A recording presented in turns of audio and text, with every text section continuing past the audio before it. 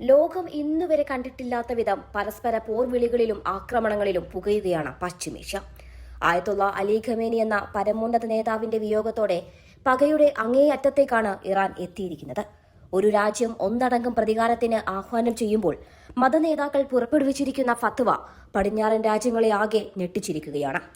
Donald ട്രംപിന്റെ രക്തം ചിന്തുക എന്ന ഫത്വയിലെ ആ ആഹ്വാനം വെറുമൊരു വാക്കല്ല, മറിച്ച് ആഗോളതലത്തിൽ വരാനിരിക്കുന്ന ഭീകരാക്രമണങ്ങളുടെ ഒരു മുൻകൂർ സൈറൻ കൂടിയാണ്.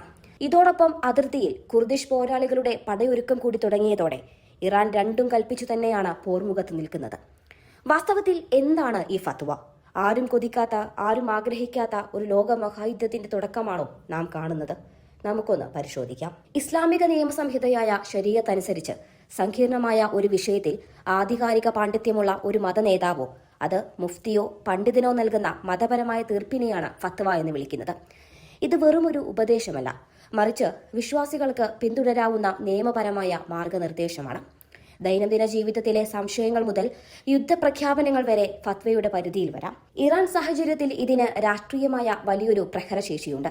അവിടെ പരമോന്നത നേതാക്കളോ ഗ്രാൻഡ് ആയത്തുള്ളമാരോ ഒരു ഫത്വ പുറപ്പെടുവിച്ചാൽ അത് അനുയായികളെ സംബന്ധിച്ചിടത്തോളം അലംഘനീയമായ ഒരു ദൈവിക കൽപ്പനയാണ്. ഖമേനിയുടെ മരണത്തിന് പ്രതികാരം ചെയ്യാനും ട്രംപിന്റെ രക്തം ചിന്താനും ആഹ്വാനം ചെയ്തുകൊണ്ട് പുറത്തുവന്ന ഫത്വകൾ ലോകമെമ്പാടുമുള്ള ഇറാന്റെ സ്ലീപ്പർ സെല്ലുകൾക്കും അനുകൂലികൾക്കും നൽകുന്ന പച്ചക്കൊടി കൂടിയാണ്. ഇന്റലിജൻസ് ഏജൻസികൾ ഇതിനെ ഭയപ്പെടാൻ കാരണവും ഇതുതന്നെയാണ്. ഒരു ഔദ്യോഗിക സൈന്യത്തിന് നൽകുന്ന നിർദ്ദേശത്തെക്കാൾ വേഗത്തിൽ ഇത്തരം മതവിധികൾ തീവ്രവാദ ഗ്രൂപ്പുകളെയും ഒറ്റപ്പെട്ട ആക്രമണകാരികളെയും സ്വാധീനിക്കും. നിയമപരമായി ഒരു രാജ്യത്തിന് മറ്റൊരു രാജ്യത്തിന്റെ ഭരണാധികാരിയെ വധിക്കാൻ ഉത്തരവിടാൻ കഴിയില്ലെങ്കിലും ഫത്വയിലൂടെ അതിന് മതപരമായ സാധുത നൽകി അണികളെ പ്രകോപിപ്പിക്കാൻ ഇറാന് സാധിക്കുന്നു. ചുരുക്കത്തിൽ തോക്കുകളേക്കാൾ വേഗത്തിൽ വിശ്വാസികളുടെ മനസ്സിൽ തീ കോരിയിടാൻ ശേഷിയുള്ള ആയുധമാണ് പശ്ചിമേഷ്യൻ രാഷ്ട്രീയത്തിൽ ഫത്വകൾ എന്ന് പറയുന്നത്. ഇറാനിലെ മുതിർന്ന ഷിയ മതനേതാക്കൾ ലോകമെമ്പാടുമുള്ള മുസ്ലിങ്ങളോട് അലി ഖമേനിയുടെ കൊലപാതകത്തിന് പ്രതികാരം ചെയ്യാൻ ആഹ്വാനം ചെയ്ത് ഫത്വ പുറപ്പെടുവിച്ചു കഴിഞ്ഞു. ഫെബ്രുവരി 28 നടന്ന ഇസ്രയേൽ സംയുക്താക്രമണത്തിൽ ഖമേനി കൊല്ലപ്പെട്ടത് ഇറാന്റെ ആത്മവീര്യത്തെ തകർക്കുമെന്നാണ് അമേരിക്ക കരുതിയതെങ്കിൽ ഫലം വിപരീതമാണ് ഉണ്ടായത്. ഇറാന്റെ 12ാമത്തെ ഷിയ മർജയായ അബ്ദുള്ള ജവാദി അമോലി ഡൊണാൾഡ് ട്രംപിന്റെ രക്തം ചൊരിയുന്നത് എല്ലാ മുസ്ലിങ്ങളുടെയും മതപരമായ കടമയാണെന്നാണ് പരസ്യമായി പ്രഖ്യാപിച്ചത്. ഈ ആഹ്വാനത്തെ ഗ്രാൻഡ് ആയത്തുള്ള ഹുസൈൻ നൂറി ഹമദാനിയും ഗ്രാൻഡ് ആയത്തുള്ള നാസർ മഖരേം ഷിരാസിയും പിന്തുണച്ചതോടെ സ്ഥിതി കൂടുതൽ വഷളായിരിക്കുകയാണ്. ഈ കുറ്റവാളികളുടെ തിന്മ ലോകത്തിൽ നിന്ന് തുടച്ചു നീക്കുന്നതുവരെ പോരാടണമെന്ന മഖരേം ഷിരാസിയുടെ വാക്കുകൾ കേവലം പ്രസംഗമല്ല, മറിച്ച് അനുയായികൾക്ക് നൽകിയ കൃത്യമായ യുദ്ധനിർദ്ദേശം കൂടിയാണെന്നതിൽ തർക്കമില്ല. നിലവിൽ ഈ ഫത്വകൾ പടിഞ്ഞാറൻ രാജ്യങ്ങളിൽ വലിയ സുരക്ഷാ ഭീഷണിയാണ് ഉയർത്തുന്നത്. അമേരിക്കയിലും യൂറോപ്പിലും ബ്രിട്ടനിലും ഒളിഞ്ഞിരിക്കുന്ന ഇറാനിയൻ സ്ലീപ്പർ സെല്ലുകൾ എപ്പോൾ വേണമെങ്കിലും ഉണരാമെന്ന ഭീതിയിലാണ് ഇപ്പോൾ ഇന്റലിജൻസ് ഏജൻസികളുള്ളത്. ഇസ്രയേലുമായി ബന്ധമുള്ള എംബസികളും മറ്റ് സ്ഥാപനങ്ങളും കനത്ത നിരീക്ഷണത്തിലാണ്. നേരത്തെ തന്നെ ഭീകരാക്രമണങ്ങൾ ആസൂത്രണം ചെയ്യാൻ ഇറാനിയൻ ഏജന്റുമാർ ശ്രമിച്ചതിന്റെ തെളിവുകൾ ഇന്റലിജൻസിന് ലഭിച്ചിട്ടുണ്ട്. ബോംബ് സ്ഫോടനങ്ങളും കൊലപാതകങ്ങളും ആസൂത്രണം ചെയ്യുന്ന തീവ്രവാദ ആശയവിനിമയങ്ങൾ തടയാൻ കഴിഞ്ഞിട്ടുണ്ടെങ്കിലും ആഗോളതലത്തിൽ ഇത്തരം സെല്ലുകളെ പൂർണ്ണമായി തുടച്ചു നീക്കുക എന്നത് അസാധ്യമായ കാര്യമാണ്. അതിനിടയിലാണ് നൂറുകണക്കിന് കുർദിഷ് പോരാളികൾ ഇറാനിൽ കര ആക്രമണം ആരംഭിച്ചിരിക്കുന്നുവെന്ന റിപ്പോർട്ടുകൾ. ഇത് പശ്ചിമേഷ്യയിൽ ഇറാൻ നേരിടുന്ന വലിയ തിരിച്ചടിയാണ്.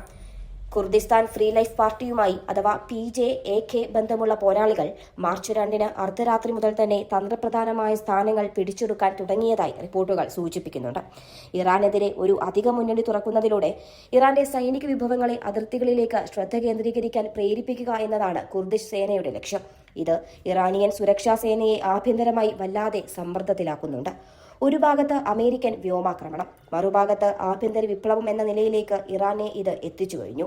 ഇറാനിലെ മതനേതാക്കൾ പുറപ്പെടുവിച്ച ഫത്വ വെറുമൊരു മതപരമായ ചടങ്ങല്ല, അതൊരു സൈനിക നീക്കത്തിന്റെ തുടക്കം കൂടിയാണ്. പ്രവാചകന്റെയും രക്തസാക്ഷികളുടെയും നാമത്തിൽ നടത്തുന്ന ഇത്തരം യുദ്ധങ്ങൾ ഇറാന്റെ യുവാക്കളെ വലിയ തോതിൽ ആകർഷിക്കാറുണ്ട്. പടിഞ്ഞാറൻ രാജ്യങ്ങൾക്ക് ഇത് വലിയൊരു തലവേദനയാണ്. കാരണം ഒരു സൈന്യത്തെ യുദ്ധക്കളത്തിൽ നേരിടാൻ എളുപ്പമാണ്, എന്നാൽ വേഷപ്രച്ഛന്നരായി നടക്കുന്ന ഒറ്റപ്പെട്ട തീവ്രവാദികളെ കണ്ടെത്തുക എന്നത് ഏത് രാജ്യത്തിന്റെയും ഇന്റലിജൻസ് സംവിധാനങ്ങളെ പരാജയപ്പെടുത്തുന്നതാണ്.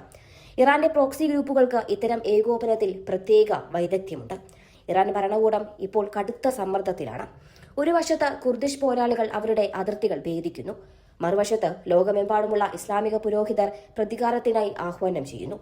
അമേരിക്കയും ഇസ്രയേലും തങ്ങളുടെ സൈനിക ശക്തി ഉപയോഗിച്ച് ഇറാനെ ഞെരുക്കുമ്പോൾ സ്വന്തം മണ്ണിലെ കലാപങ്ങൾ അടിച്ചമർത്താൻ ഇറാൻ കൂടുതൽ സൈനിക വിഭവങ്ങൾ മാറ്റിവെക്കേണ്ടതായി വരും. ഇത് അവരുടെ യുദ്ധശേഷിയെ ഗണ്യമായി കുറക്കും. ഇറാനിലെ ഈ സംഭവ വികാസങ്ങൾ ലോകത്തിന്റെ വിതരണ ശൃംഖലയെയും ഇന്ധന വിപണിയെയും ബാധിക്കുമെന്നത് ഏതാണ്ട് ഉറപ്പാണ്. പശ്ചിമേഷ്യയിൽ വീണ്ടും ഒരു യുദ്ധമുണ്ടായാൽ അത് ആഗോള സാമ്പത്തിക വ്യവസ്ഥയെ പിടിച്ചുലയ്ക്കും. അമേരിക്കയുടെ ഇന്റലിജൻസ് ഏജൻസികൾ ഇപ്പോൾ അതീവ ജാഗ്രതയിലാണ്.